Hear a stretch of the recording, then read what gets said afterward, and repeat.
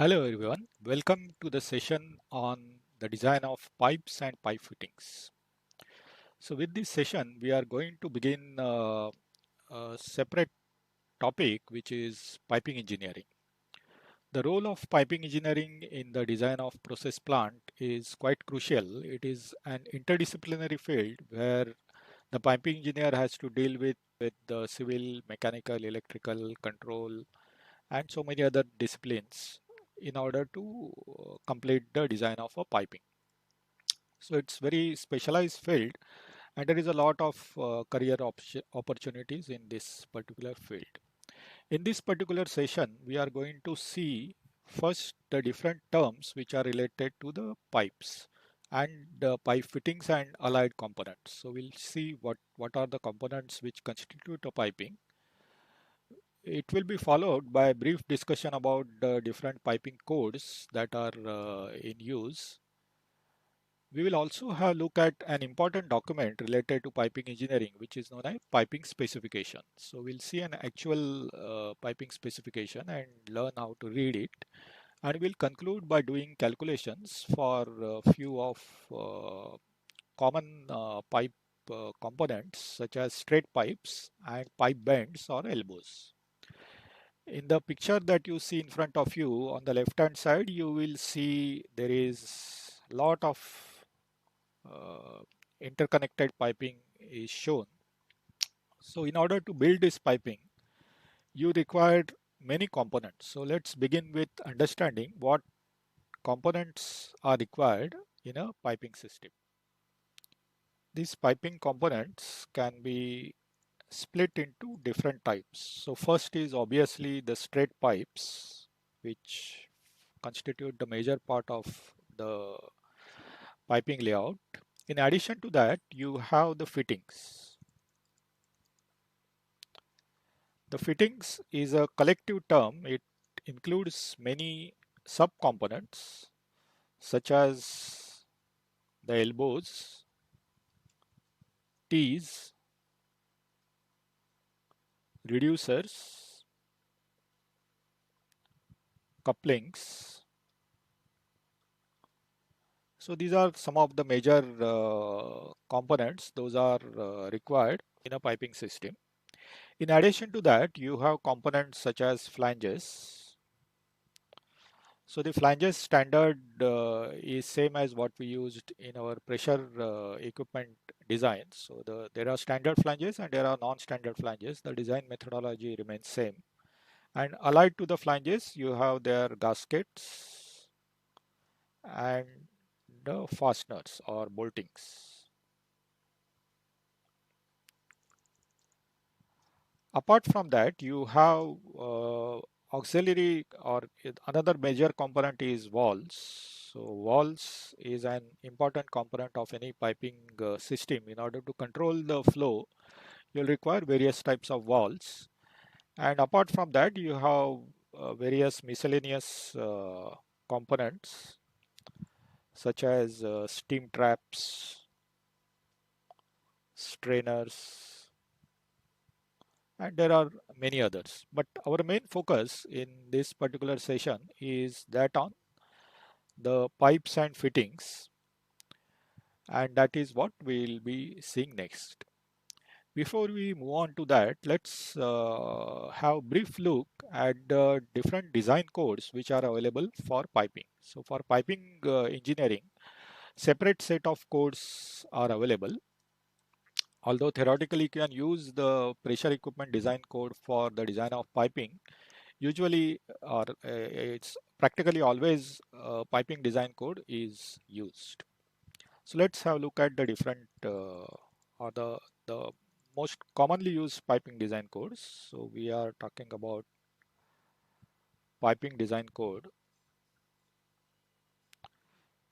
When I say piping design code, it covers all the components that we listed in the previous page. So there are all the components are covered, including their design, their manufacturing, inspection, NDT, all the aspects are covered in the design code.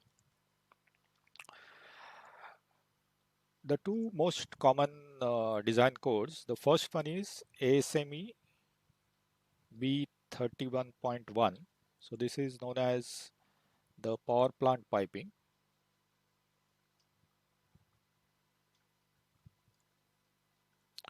So it covers the piping which is required for various types of power plants, maybe industrial power plant or the utility power plant and so on. It also covers the piping which is required around the boiler system. The second one is ASME B31.3. So this is known as process plant piping.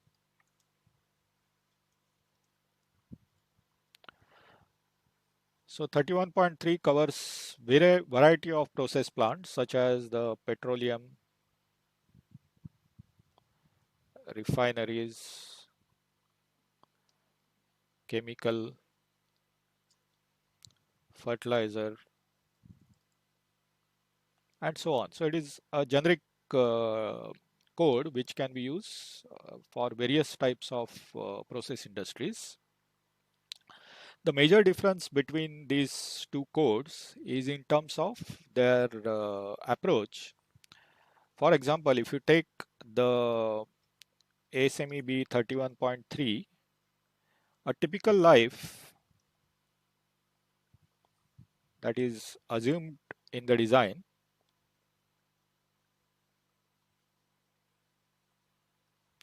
is that of about 20 to 30 years, and the factor of safety is between 3 to 1. Whereas if you look at the power piping, you have typical life which is 40 years, about 40 years, and the factor of safety is about 4 to 1. So as you can see, the power plant piping code is more rigorous, or it takes more safety aspects into account than the process plant design. It's not that the process plant doesn't give much importance to the safety, but it's just a level of safety margin that is kept in power plant piping is more than that of the process plant piping. Apart from these two main standards, in every country there are codes related to design of steam service. So in India, whenever you are designing a piping that contains steam, you have to comply with IBR, which is Indian Boiler Regulation. So this code is mandatory. So any piping system that you are building in India for installation in India must comply with the requirements of the IBR. So this is specific for steam service.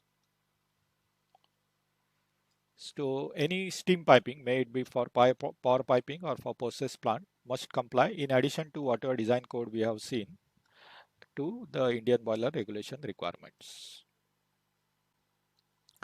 In addition to these design codes, there are certain piping standards which as a engineer you should be aware of. So let's list on some of the standards which are used in piping design. Some of them are also used in the process plant design, which already you may be aware.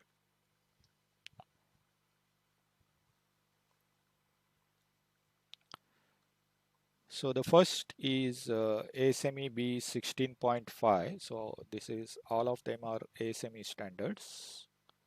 So this deals with the pipe flanges and fittings.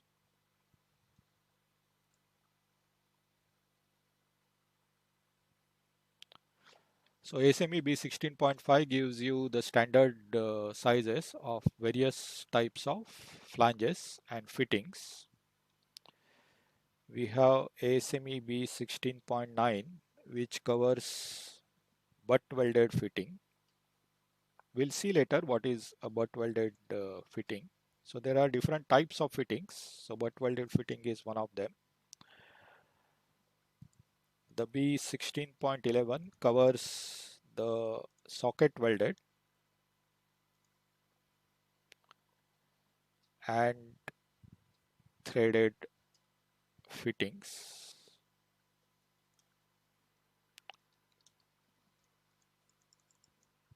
The ASME B16.20, it covers metallic gaskets which are required for the flange joints. ASME B16.34 covers different types of walls. So wall design is by itself a very big topic which we are not covering in this course, but this particular standard is used for the design of walls. ASME B16.47 covers large diameter flanges.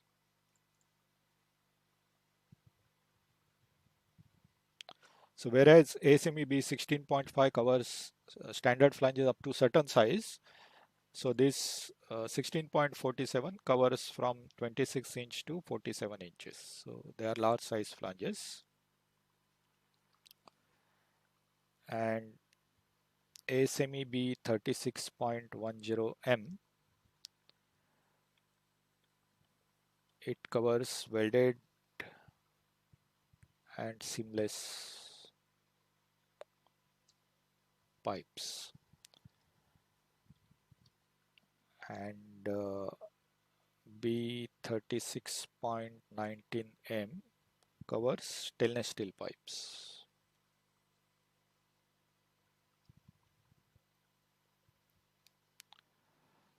So this gives you an brief overview about the different types of design standards which are used for covering the various pipe components. So as far as possible, a piping engineer would try to pick a standard component from one of these standards, and it is very few times for very specific conditions then one would be designing a particular component, but most of the time the piping components will be selected from the standards which are available for the design purpose.